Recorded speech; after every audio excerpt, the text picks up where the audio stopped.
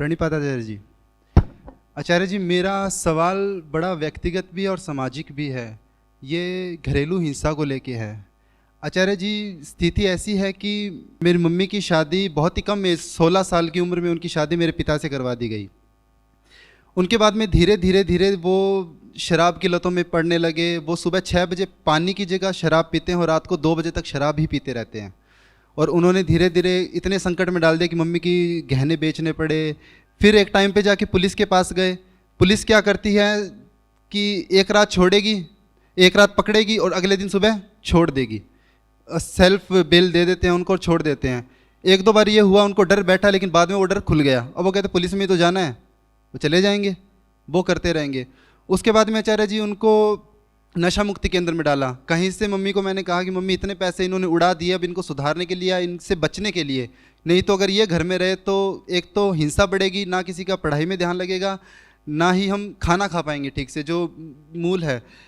उन्होंने नशा मुक्ति में, हमने कर्जा करके इनको भेजा। नशा मुक्ति में गए, जब छूट के आए तो इनका ऑर्डर भी ख़त्म हो गया। ये कहता है जी चले जाएंगे।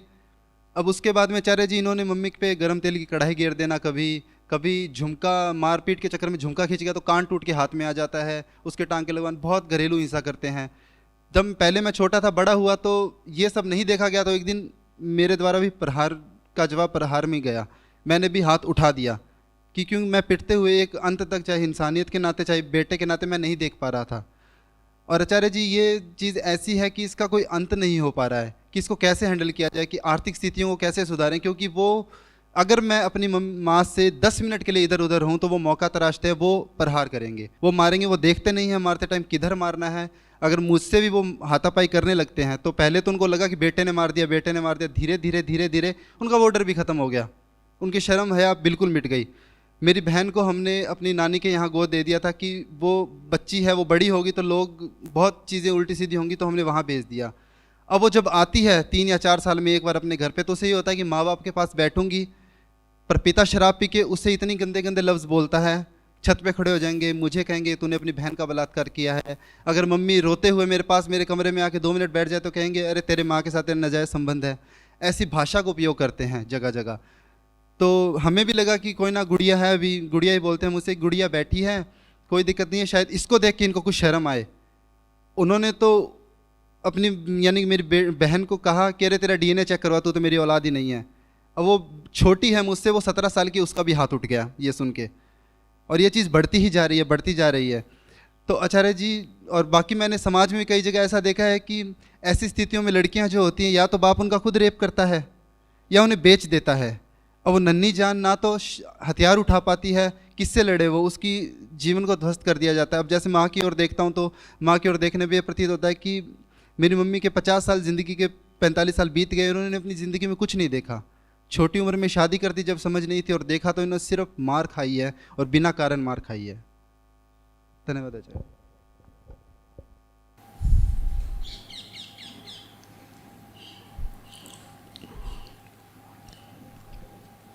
क्यों झेल रहे हो अभी तक इतना? क्या ज़रूरत है?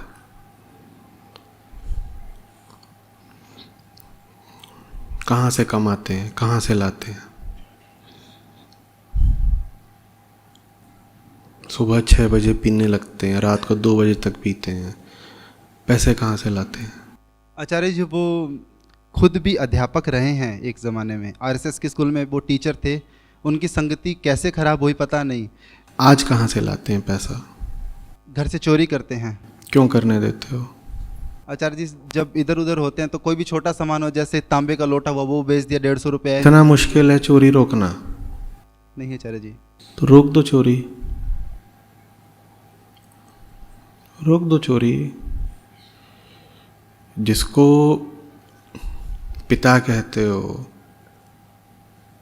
वो तो कब का विदा हो गया, अपनी बेटी को बोल रहा है डीएनए टेस्ट वगैरह। उसको पिता है कहाँ फिर? जब औलाद को त्याग ही दिया है तो पिता कहाँ है? पत्नी से अगर यही रिश्ता है कि बस मारना है, इसी का रिश्ता है, तो पति कहाँ है? तुम तो झूठे ही अतीत की कोई छवि लेकर के बैठे हो कि बाप अभी जिंदा है, पति अभी जिंदा है। कहाँ है वो? तो चला गया। वो चला गया है, एक शराबी बचा हुआ है, उस शराबी को क्यों पाल रहे हो?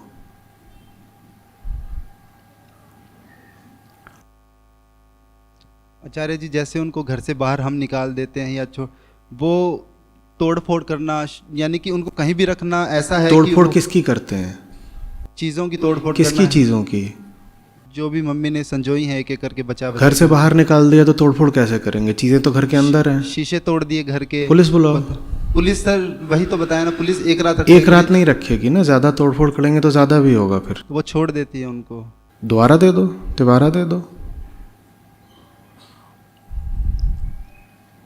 सिक्योरिटी रख लो, जितना खर्चा इन सब चीज़ों में करते हो सिक्योरिटी रख लो, कम में हो जाएगी।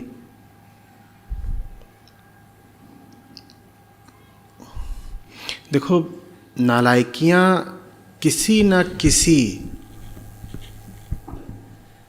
के समर्थन पर पनपती हैं।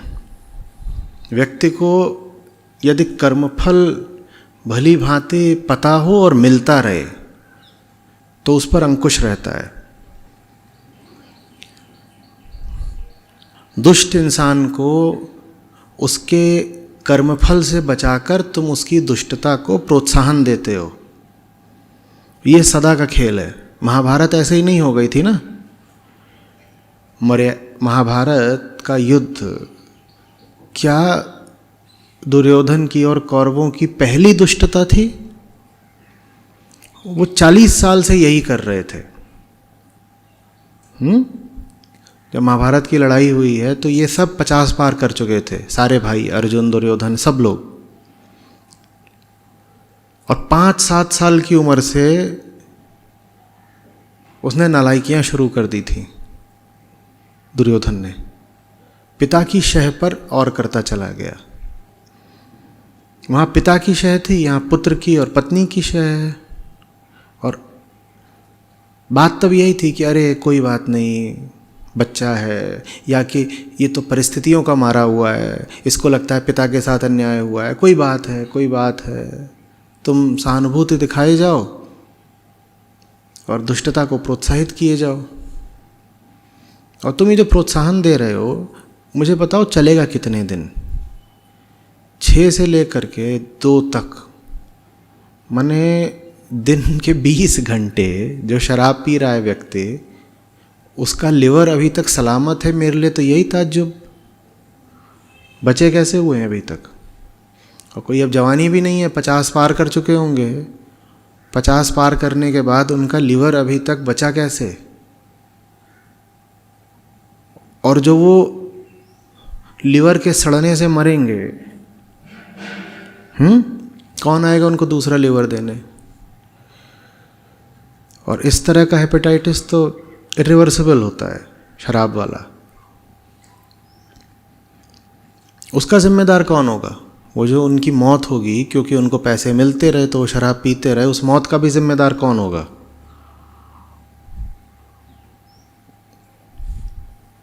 उनको झेल करके, उनके प्रति सहिष्णुता दिखा करके तुम उनके लिए भी बहुत बुरा कर रहे हो ना, या उनके लिए अच्छा कर रहे हो? और ये मैं सबसे कह रहा हूँ, जब भी कोई व्यक्ति किसी घर का बर्बाद होता है, उसकी बर्बादी में नंबर 1 योगदान घर वालों का ही होता है। मोह के मारे, अज्ञान के मारे। कौन कह रहा है कि कुरुक्षेत्र में सैनिकों ने एक दूसरे को मारा या योद्धाओं ने एक दूसरे को मारा? कुरुक्षेत्र में जितने मरे उन सब को धृतराष्ट्र ने मारा। ये जो अंधा बाप होता है ना, पुत्र मोह में पागल, ये लाखों का खून बहवाता है। इसको कुछ समझ में नहीं आ रहा होता है कि मेरा बच्चा है, जो चाहता है इसको दे दो, संपत्ति चाहिए इसको दे दो, छूट चाहिए दे दो, व्यभिचार करना चाहता है करने दो। और वही बात पुत्र भी कर देता है, कभी पत्नी भी कर देती है। आमतौर पे पिता करते हैं, आमतौर पर पिता करते हैं, पर दूसरी तरफ से भी हो जाता है, पुत्र भी कर सकता है।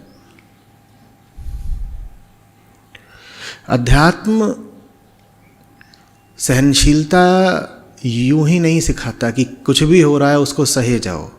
ये बड़ी व्यर्थ की छवि पकड़ी है भारत ने, और उसके कारण भारत का नुकसान भी बहुत हुआ है कि आध्यात्मिक आदमी तो ऐसा होता है कि एक गाल पे थप्पड़ मारो दूसरा गाल दिखा देगा। किसने कह दिया? कृष्ण अर्जुन से ये करवा रहे थे? बोलो कि दुर्योधन तुमको एक तीर मारे, तुम दो और खा लेना।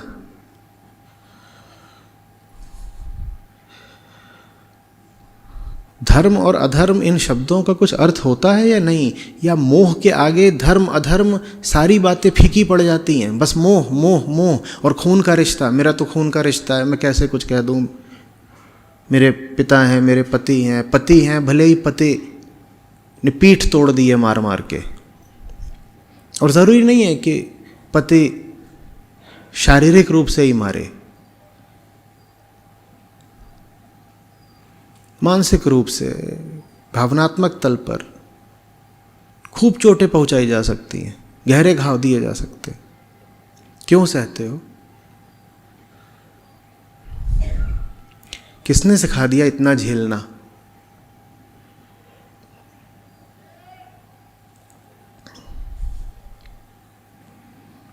इस बात को अपने अनुशासन में डाल लीजिए।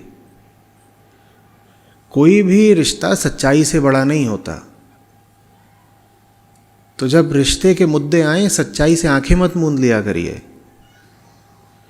मुझे नहीं मालूम ये जो अभी हमें दे रहे हैं विवरण, इसमें कितनी तथ्यात्मकता है। मैं कुछ नहीं जानता इनके घर के बारे में। मैं मान के चल रहा हूँ कि ये जो बता रहे हैं बात कुछ कुछ ऐसी ही होगी, या कम से कम 50% ऐसी होगी। पर अगर 50% भी ऐसी है बात, तो बहुत गलत है बात। गलत मात्र उस व्यक्ति का व्यवहार नहीं है, गलत मुझे ये लग रहा है कि इन्होंने इतने दिनों तक बर्दाश्त कैसे किया।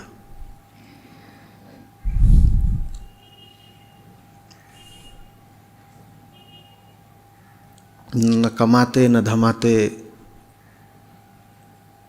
घर से चुराते। अभी घर की आय का क्या स्रोत है?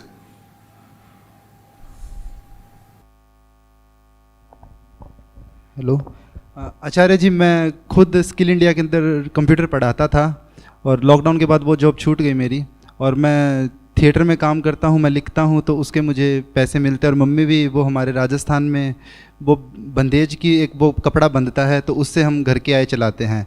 और गुड़िया पढ़ा रहे हैं उसको बाहर, तो धीरे धीरे हम तीनों अपने पैरों पर खड़े होने की कोशिश कर रहे हैं।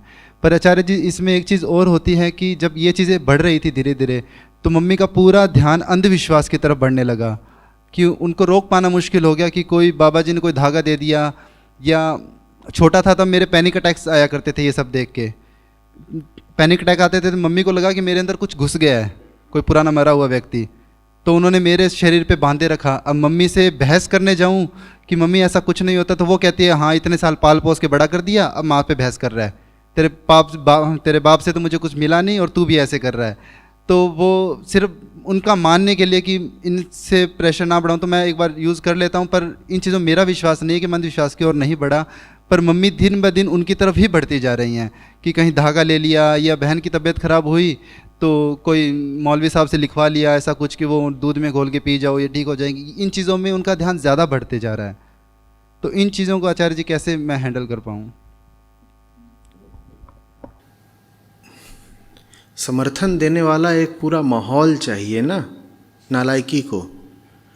तो पूरा माहौल ही ऐसा है कि मूर्खता को, बेढंगी को प्रोत्साहन दे रहा है।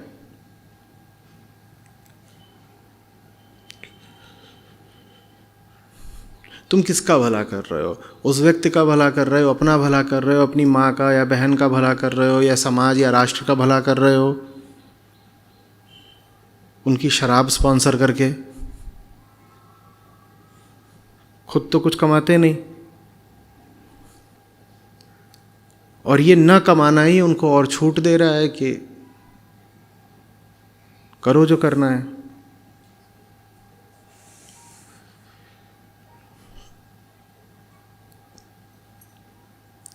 हर कुकृत्य को जायज़ ठहराया जा सकता है। दूसरे मौक़ों पे मैंने कई बार कहा है कि शराबी शराब पीता है, उसके पीछे कोई कारण होता है। लेकिन यदि कारण का हवाला दे करके हम किसी भी काम को जायज़ ठहराने लगें तो फिर तो सब कुछ चलेगा ना। कोई हत्या करे, चोरी करे, बलात्कार करे, झूठ, बेईमानी, सब कुछ ठीक है क्योंकि साहब कोई कारण होगा। कारण तो होता ही है, ये बात तो ठीक है। सब बच्चे पैदा होते हैं और बच्चे को कोई ना कोई कारण आगे चल करके चोर, डाकू, हत्यारा बना देता है। तो हम कारण की कितनी बात कर सकते हैं। और सबसे बड़ी बात होती है कि हमारे पास चुनाव का अधिकार तो होता ही है ना। परिस्थितिगत कारण कुछ भी हो, आपने दुष्टता चुनी क्यों? परिस्थितियां आपको ढकेल रही होंगी नशे की ओर, आपने नशा चुना क्यों? आपके पास नशे को ठुकराने का विकल्प तो हमेशा था ना, आपने क्यों नहीं ठुकराया? और नहीं ठुकराया तो उसकी सज़ा मिलनी चाहिए। ठीक है, हम घर के लोग हैं, हमारा खून का रिश्ता है आपसे, हम आपको बहुत कड़ी सज़ा नहीं दे सकते, लेकिन इतना तो हम ज़रूर करेंगे कि इस चीज़ के लिए आपको पैसा ना मिले, ये हम व्यवस्था कर रखेंगे। और अगर आप घर के किसी निर्दोष पर हाथ उठाएंगे तो उसका दंड आपको मिलेगा, इसकी व्यवस्था भी हम कर देंगे। बाकी आपकी अपनी ज़िंदगी है, आप भी वयस्क हैं, हम सब वयस्क हैं। आपको अगर पीनी ही है तो पीजिए, पर अपनी जिम्मेदारी पर पिए। आप कमाइए और पीजिए। संविधान सबको आज़ादी देता है अपने अनुसार जीवन जीने की, आपको भी आज़ादी है, पर अपने पैसों से पिए और अपनी ही जिंदगी अपने अनुसार चलाएं, दूसरों की जिंदगी पर बोझ न बने।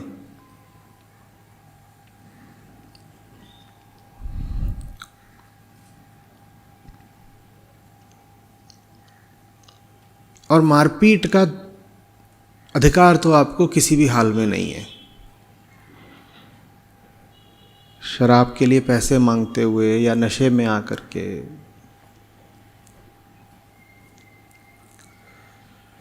मोह को ऐसे ही थोड़े इतना बड़ा दोष बताया है। बड़े से बड़ा दोष है मोह, और बड़े से बड़ा दोष है देह भाव। आप देख रहे हैं देह भाव क्या करता है। मैं देह हूँ, मैं देह हूँ और देह एक दूसरे व्यक्ति से आई है, तो दूसरा व्यक्ति मेरा बाप हो गया। मैं देह हूँ और देह तो सदा किसी से आती है, तो देह जिससे आई है वो मेरा पिता हो गया। अध्यात्म आपको बार बार बोलता है, जब तक तुम अपने आप को देह मानते रहोगे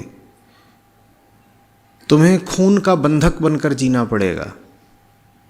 जब तुम अपने आप को पहचान लोगे तो फिर अपने असली बाप को भी पहचान लोगे, और जब और आगे बढ़ोगे तो जान जाओगे कि तुम्हारा कोई बाप है ही नहीं, तुम खुद अपने बाप हो। हम सबसे निचले तल पर जीते हैं। हम अपने शारीरिक बाप को ही अपना बाप मानते रहते हैं उम्र भर, और फिर उसका फल भी भुगतते हैं।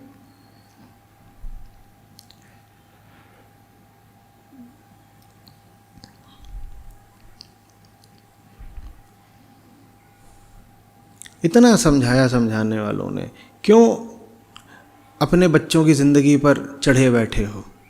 नहीं समझ में आती बात।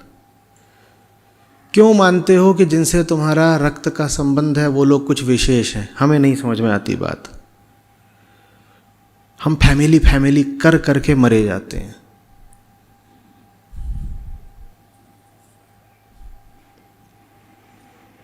एकदम समझ में नहीं आती बात।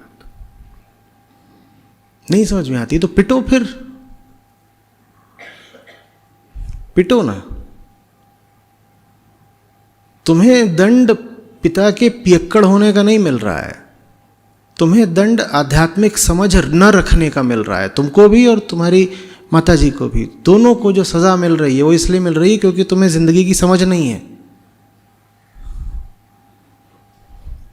तुम एक ऐसे व्यक्ति को पिता या पति मान रहे हो, जो न पिता है न पति है, बस दुष्ट है।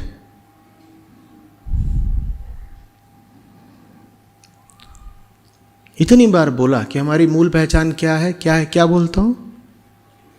एक अतृप्त चेतना हो तुम। ये किस तरह की चेतना है?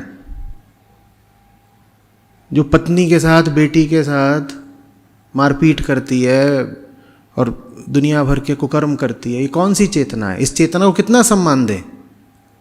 जल्दी बोलो। पर हमें चेतना तो समझ में ही नहीं आती। हमें तो हाड़ मांस का पिंड समझ में आता है। मेरे सामने जो खड़ा है मेरा बेटा है या मेरा बाप है या पति है, उसको सम्मान देना है। 100 बार समझाया, सम्मान जिस्म को नहीं दिया जाता, सम्मान उम्र को या रिश्ते को नहीं दिया जाता। सम्मान किसको दिया जाता है? चेतना के तल को दिया जाता है। सिर्फ वही चीज होती है जो सम्मान की हकदार होती है। हमें बात समझ में ही नहीं आती। कोई थोड़ा उम्र में बड़ा दिख गया, फट से झुक के उसके पांव छू लेते हैं। और अगर कोई छोटा सामने आ गया तो उम्मीद करते हैं कि वो हमारे पांव छुए, और ना छुए तो हमें बड़ी चोट लगती है। अरे ये तो उम्र में छोटा है, नमस्कार प्रणाम नहीं करता, पाँव नहीं छूता। तुम अपनी हालत देखो, काहे को कोई तुम्हारा पाँव छुए? उम्र का क्या है? वो तो तुम सोते रहो 50 साल तो भी उम्र बढ़ जाएगी। कुछ मत करो जिंदगी में, 50 साल बिस्तर पे पड़े रहो, उम्र तो तब भी बढ़ जाएगी। तो तुम्हारे पाँव छुए कि तुम पड़े थे 50 साल बिस्तर पे?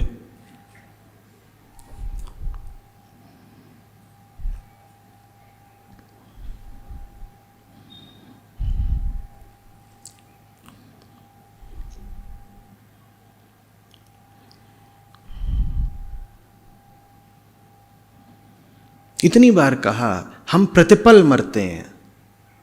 इसका अर्थ समझो। वो जो था पति कभी, वो कब का मर चुका। लेकिन हमें नहीं समझ में आता कि हम प्रतिपल मरते हैं। हमें नहीं समझ में आता कि जो कल था वो आज नहीं है। तुम कल की छवि लेकर चल रहे हो, तुम्हें लग रहा हो कल वाला आज भी है। क्यों? क्योंकि शक्ल से वैसा ही दिखता है ना, जिस्म से वैसा ही दिखता है। और हमें जिस्म के आगे कुछ समझ में नहीं आता। भाई उसका मुंह वैसा ही है जैसा कल था, उसकी चेतना बदल चुकी है। तुम आज भी क्यों उसको पति मान रही हो? सिर्फ इसलिए कि उसकी शक्ल पहले जैसी है। शक्ल वैसी ही है, चेतना वैसी नहीं है। पर हम क्या करें? हमने तो शादी भी शक्ल से ही करी थी। हम तो शादियां भी शरीर से ही करते हैं ना। तो शरीर देख के कहते हैं यही तो है, इसी से करी थी।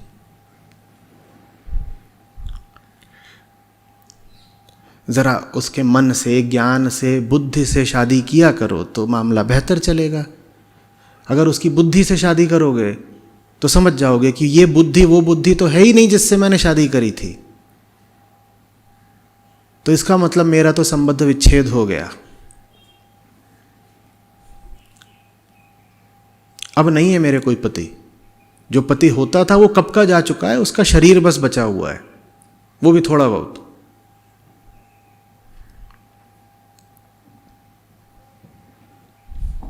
यूं ही थोड़ी कोई फैशन की बात थोड़ी है कि सारे ग्रंथ बार बार बोलते हैं कि देह भाव मूल पाप है।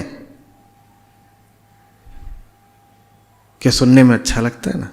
बड़ी बात लगती है। ना हम देहास्मी, इसलिए बोलना चाहिए।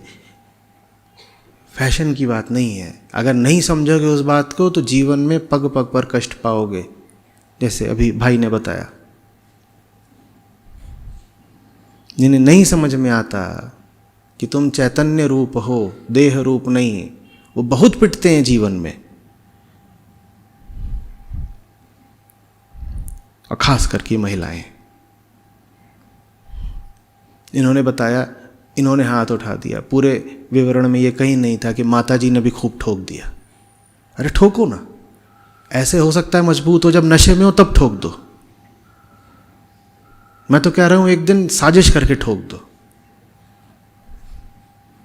और तुम नहीं, माता जी को कहना, उठाओ करछुल और बेलन और कढ़ाई और दे दनादन।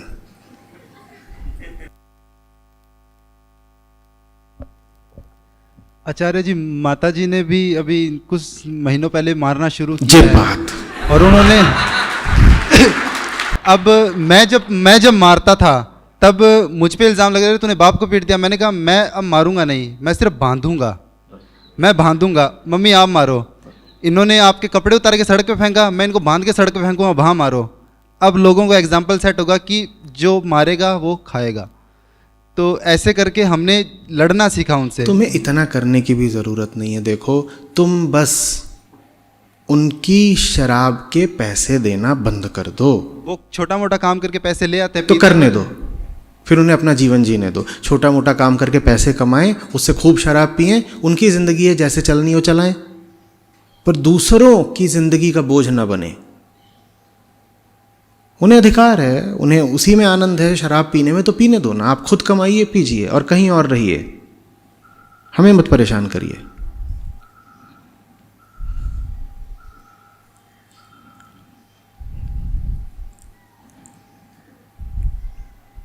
ठीक, बैठो।